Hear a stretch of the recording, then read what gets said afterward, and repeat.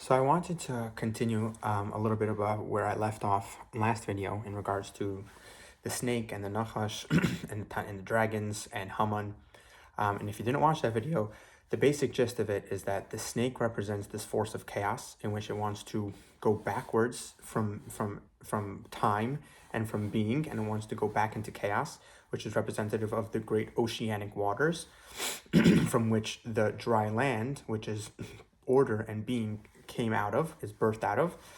And this force of the snake is representative of that dragon who lives in the deep, which is the Leviathan, and this is the reincarnation of Haman, and as well as that force we showed in the end. That force is not in bad force in it of itself. Rather, it's actually a vital and necessary force in creation, and we need that force because that force is the chaotic and the creative power of all being and all existence. However, due to man's sins and chataim, that chaotic force then gets the power to overtake being and order, and it brings about destruction. So tonight I want to get into a little bit about how this force, this chaotic force, how it relates to the feminine, and and what we can glean from that aspect. So right off the bat, we know that the waters are a feminine concept. We know that women are associated with the waters. As we know that the moon, which is during the nighttime, it rules the waters, right? We even know that physically the tides are affected by the moon.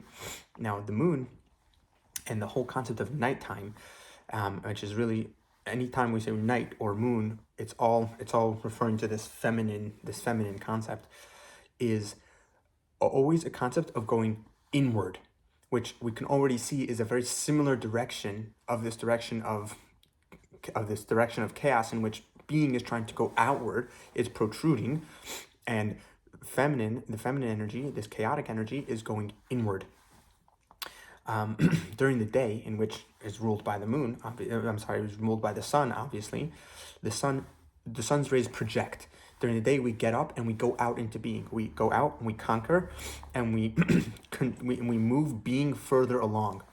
At night, we go into sleep, and in our dreams are made up of reflections of everything that happened that day as well as previous days.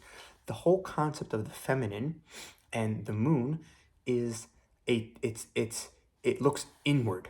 A man and the concept of the masculine goes outward, and the feminine reflects inward. There are some mythologies that talk about like the ultimate, like the goddesses, just to name a few, Aphrodite or Venus, and many of these, and they are the representation of the ultimate feminine form and force and archetype. And in many of these mythologies, these goddesses, with lowercase g, they walk with a constant mirror in front of them. They're constantly looking at a mirror. And what this means symbolically is that the feminine is constantly reflecting. The feminine energy is constantly looking back and integrating. One of the many reasons why humans dream is because we have to integrate many of the experiences that we had during the day, and we have to relive it and reconfigure it and frame it in a way that our consciousness can truly integrate itself. So we see that right off the bat, just from the direction through which the feminine moves, and its whole way of being is closer to this form of chaos, because chaos is to go inward. We also find another connection that the feminine is deeply connected to the snake itself. The sages bring down that the snake approached Eve first, because it knew that if it would have reached Adam, it would not have accomplished its goal. It had to go through Eve. And one of the reasons why they explain that this is so is because the snake, its attempt was to try to bring death into the world. And it said that the woman is more associated with death than man was. because when woman was created, how did God create her? God put man to sleep, and then he took a rib from man and formed Eve. And the sages explain that sleep is 1/60th of death, which again we find this concept about how sleep is, which is the time of the night, which is the time of the moon, which is the time of the feminine, is associated with death, which is associated with this force of chaos. And so, because the snake was only able to enter into the human realm through the woman, because the woman is already associated with death. Now, right off the bat, just hearing all this, it doesn't sound too flattering, so to speak, for the feminine, and without thinking too much into it, rightfully so, and so much so that for the past 2,000 years, which is kind of the reign of Christianity that was dominated over the world, women and the feminine principle was essentially demonized. That's why we had witch hunts, and they burned witches alive.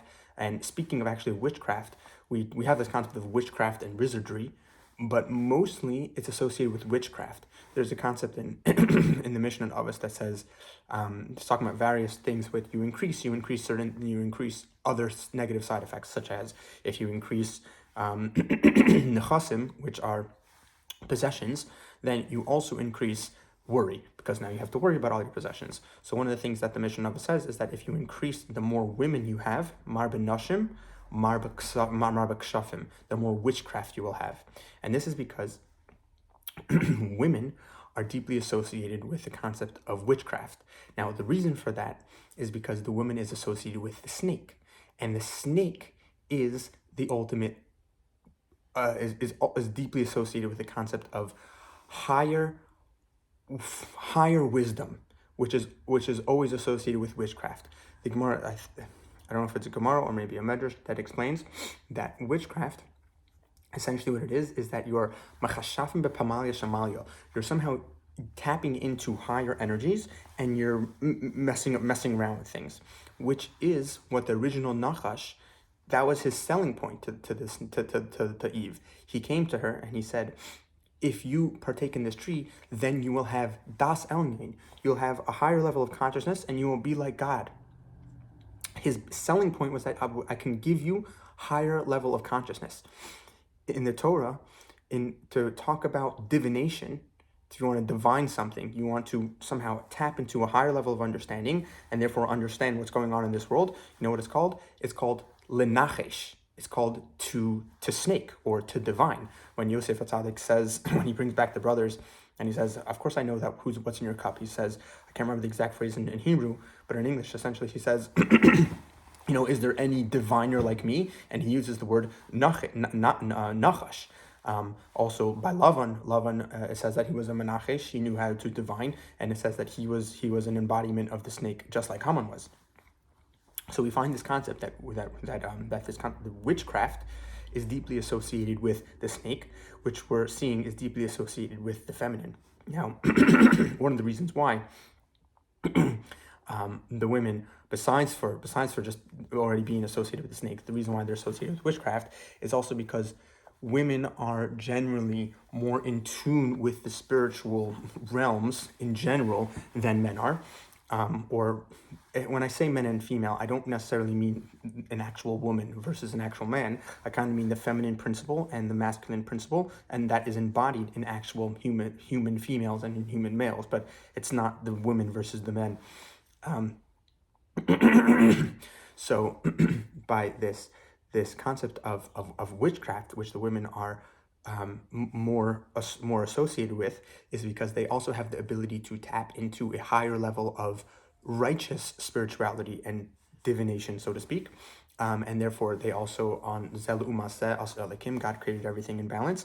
They also have an ability to, kind of go to the dark side of that force, which is witchcraft. So now everything that I just said in the past, in a little bit, is not too flattering for women, which, circling back to what I said before, which was why for the past 2,000 years, which was ruled by the Christians, which essentially are a sun-worshipping religion. Not to get into this is a whole nother topic for another time, but essentially Jesus is the concept of a God that has died and then gets resurrected, which is essentially the myth of the sun. And you find this myth in the Egyptians, Babylonians, the Greeks, and the Romans. They all have the same thing, that there is a God, there's the death of a God, and then it's rebirth, which is, essentially Jesus that they say died and then was resurrected. And that is the concept of the sun, which is why, it says in the Torah to observe the Shabbos, and then the Christians, they said that, okay, actually, the Shabbos is on Sunday. Why? Because Sunday is ruled by the sun, hence the name Sunday. And so essentially Christian worship is sun worship. And so because they they are deeply enmeshed and kind of enframed in a solar worship, they demonized the feminine principle, which is why women were totally subjugated, as well as fully demonized, right? Like we said with the burning of the witches during that period. So now this is where it gets. This is where we redeem all of this.